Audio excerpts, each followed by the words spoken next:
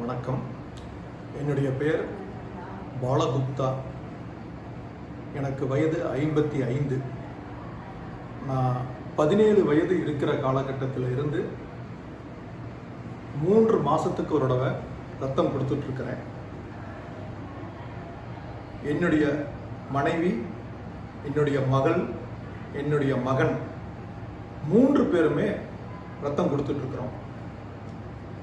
நம்ம சிவராம்ஜி blood bank ஆரம்பித்த காலத்தில் இருந்து இன்றைய வரைக்கும் தொடர்ந்து வருஷத்துக்கு 3 தடவை நான் ரத்தம் கொடுத்துட்ருக்கேன். அது இல்லாமல் நம்ம சிவராம்ஜி ரத்த வங்கி மூலமாக பிளட் டோனர்ஸ் விழிப்புணர்வுக்காக மருத்துவ முகாம் நடக்கக்கூடிய காலகட்டத்தில் இதற்கு முன்பு நான் சென்று வந்திருக்கிறேன். ரத்தம் கொடுக்கறனால யாருக்கு ரத்தம் தேவைப்படுதோ அவங்களுக்கு உபயோகமும் ஆகுது. எனக்கு நான் ரத்தம் கொடுக்கறனால என்னுடைய உடம்புல புதிய ரத்தம் உற்பத்தி ஆகுது. நான் ரத்தம் கொடுத்த ஒரு 8 மணி நேரம் அல்லது 10 மணி நேரம், அதிகபட்சம் ஒரு நாள், அந்த ஒரு நாளுக்குள்ள நான் எவ்வளவு ரத்தம் கொடுக்கறேனோ அந்த அளவுக்கு என்னுடைய உடம்புல இயற்கையாகவே ரத்தம் ஊறிடுது. ஆகையினால ரத்தம் கொடுக்கறனால எந்த விதமான கெடுதலும் கிடையாது. நம்மளுடைய உடம்புல பழைய ரத்தம் போய் புதிய ரத்தம் வருது. விழிப்புணர்வோடு இருக்கணும்.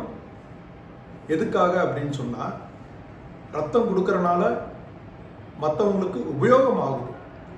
இந்த இதை நாம் பல பேர்த்துக்கு சொல்லி ரத்தம் தேவைப்படுறவங்களுக்கு உபயோகமாக இருக்கக்கூடிய சந்தர்ப்பம் நமக்கு பாக்கியம் கிடைக்குது. எல்லோரும் வாழ்க்கையில் ஒரு தடவையாவது ரத்தம் கொடுக்கணும்னு சொல்லுவாங்க. ஒரு தடவை கிடையாது, வருஷத்தில் 4 முறை 3 மாதத்துக்கு ஒரு தடவை ரத்தம் கொடுக்கலாம். சுகர் நம்ம உடம்புல இருக்கு, ப்ரெஷர் இருக்கு அப்படி இருக்கக்கூடிய நபர்கள் மருத்துவர்களுடைய ஆலோசனை படி நாம் ரத்தம் கொடுக்கலாம். கண்டிப்பாக ரத்தம் மருத்துவத்துறைக்கு யார் யாரெல்லாம் ஆப்ரேஷன் இந்த மாதிரி ஆக்சிடென்ட் ஆனவங்க அவங்களுக்கெல்லாம் வர்றப்ப அவங்களுக்கு ரத்தம் தேவைப்படுது. ஆகையினால ரத்தம் கொடுத்து ஒரு உயிரை காப்பாற்றுவோம் அப்படிங்கிறத நான் இது மூலிமா தெரிவிச்சுக்கிறேன். நன்றி, வணக்கம்.